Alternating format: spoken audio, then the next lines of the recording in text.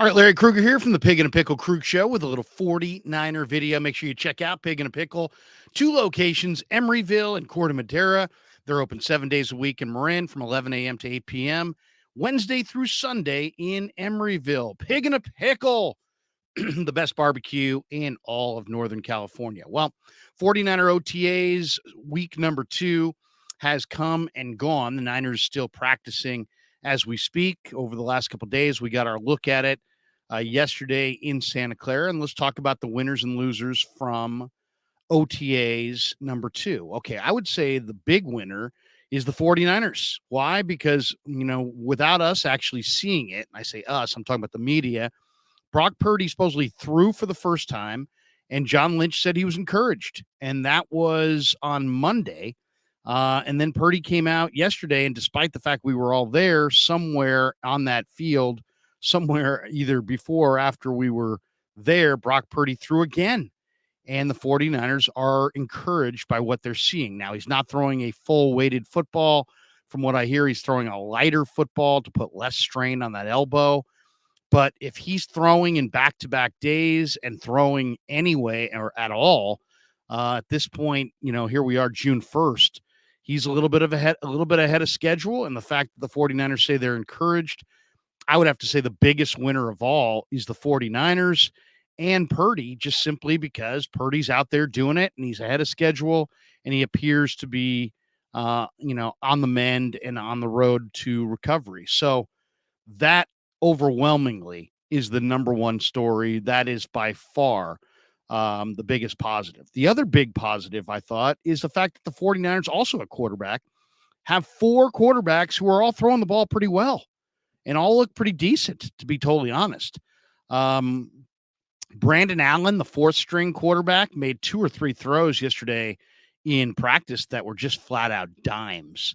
I mean, he made a throw down the sideline that was just absolutely drop it in the bucket, could not throw it any better than that, and completed the pass in tight coverage right in his receiver's hands, of a yard or 2 either way, and it's an incompletion, and he put it right there. So Brandon Allen at times has looked really, really good and has shown real good accuracy. Yesterday, Sam Darnold was 10 of 12. And, like Shanahan said, he split up the first team reps. The first OTAs, the first team reps went to Trey Lance. And then there was a Jeff Darlington report saying that Lance was going to get first team reps again. And then when they hit the field, sure enough, no, that wasn't the case. In fact, it was the opposite. Sam Darnold took first team reps and Lance went with the second team. So I don't think it really means anything as far as the competition. It's just that Kyle Shanahan wants to take a look at both Sam Darnold and Trey Lance with the behind the number 1 offensive line and throwing to the starting wide receivers. In the first OTAs, there were no starting wide receivers. Ayuk and Debo were not out there. Yesterday, Ayuk was out there. Debo was out there, but he wasn't necessarily, he was out there running around, but he wasn't necessarily running with the first team. So you're now getting a look at Darnold with Ayuk as opposed to, the backup receivers. And I'm sure as this thing progresses, they're going to flip-flop back and forth. And I expect Darnold and Lance probably to share first-team reps, I would guess, for a good portion of training camp. That would be my guess. But Darnold yesterday, 10 of 12. He had the 1 drop. Was real accurate. The ball came out with a tight spiral. Lance, on the other hand, was 6 of 12. And he had 3 drops. 3 of his passes were dropped. He did have probably the prettiest play of the day, though. The longest pass play of the day was Lance on the far sideline, hooking up with Brandon Ayuk on a pass play where Ayuk said he ran the wrong route, but Lance put it right on him, 40 yards down the field, just a perfect dime. So that was the best throw of the day from Lance to Ayuk. But overall, and then mix in a couple fumbled snaps for Trey Lance. But when talking to Chris Forster, the Niners offensive line coach, after practice, Forster said that wasn't on Lance. That was on Nick Zakelj, who was getting some work at center for the very first time. Or he hasn't played a lot at center. He's played mostly guard. So he credited or blamed Zakelj for those 2 fumbles or misexchanged missed exchanges more than Trey. A couple other observations from camp as far as things that happened. There was no Nick Bosa. There was no Nick Hargrave or Javon Hargrave, I should say. No Nick Bosa, no Javon Hargrave. Both those guys were not out there. We did see Debo out there, but he didn't really practice in full. I would say another big winner was Jake Moody. Moody connected from 33, 38, 43, and 53. He was perfect on his 4 field goals. Zane Gonzalez was 3 of 4. He made from 33 and 38 and 53, but he missed from 43. But it's not necessarily the accuracy, though obviously that means everything. It's just the fact that Jake Moody has a booming leg, and you can see it. And then listening to Forster kind of talk glowingly about Moody after practice, you can see how much they love Jake Moody. Let's be totally clear about this. This is Jake Moody's job to lose one way or another. I thought the other positive or winner, if you want to say, Ray McLeod, Talanoa Hufanga, and Jawan Jennings were all out there for the first time. None of those 3 guys performed in OTAs number 1, and they all moved around real well. McLeod and Hufanga really stood out to me. They looked like they were in great shape and moving exceptionally well. Drake Jackson continues to be a winner at OTAs. He looks terrific.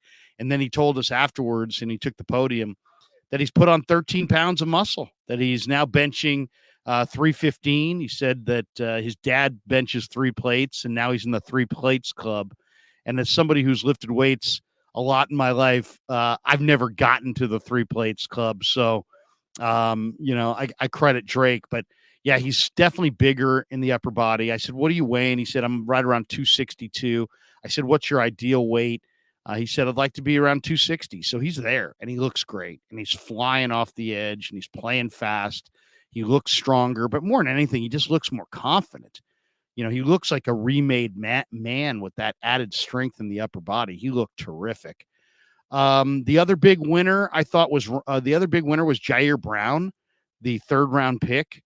Jair Brown's moving around really well out there, and you can tell he's taking to the Niners defense, and really understanding it and flying around and making plays.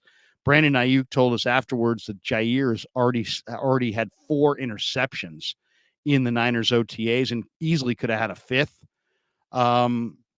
The other big winner was Brandon Ayuk, who's in great shape and says he's about to take off. Ayuk says that, last year was a good year, but he's trying to take it to another level. I think there's more there for Ayuk. It's an amazing conversation to have because he's already kind of shown that he's one of the better young receivers in football, but he thinks he can get to another level. He says he's about to take off. I believe him. I think Ayuk it looks like he's primed for a career year. The other big loser, I would say, was, whoever the National Football League Players Association rep was who decided to come out on the field and comment on the practice in the middle of the practice, because Kyle Shanahan came over and blistered him with a verbal exchange. I don't know that I've ever seen Shanahan so mad on a football field. Never during practice, maybe during a game at a referee or something, but my goodness, he was in this guy's face, yelling him off the field. Clearly the Players Association representative took issue with some aspect of the 49ers practice habit, and the practice schedule is drawn up by Kyle. So he takes that very personally. I'm sure there is a backstory here that if Kyle were sitting right here, we could talk to him about it. But there was obviously a disagreement with how the 49ers were practicing between this Players Association representative and Kyle Shanahan, and Shanahan gave him an earful. The other negative of the day or loser of the day, Ronnie Bell, who didn't drop a single pass that I saw in the rookie minicamp or the first OTAs, had multiple drops in the second round of OTAs.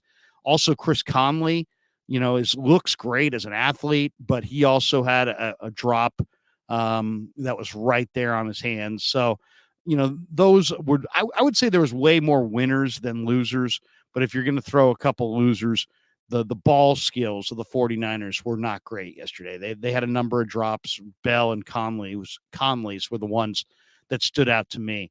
And then I would say the other major winner is Isaiah Oliver, who talked to us after practice. He's the new nickel cornerback taking over for Jimmy Ward.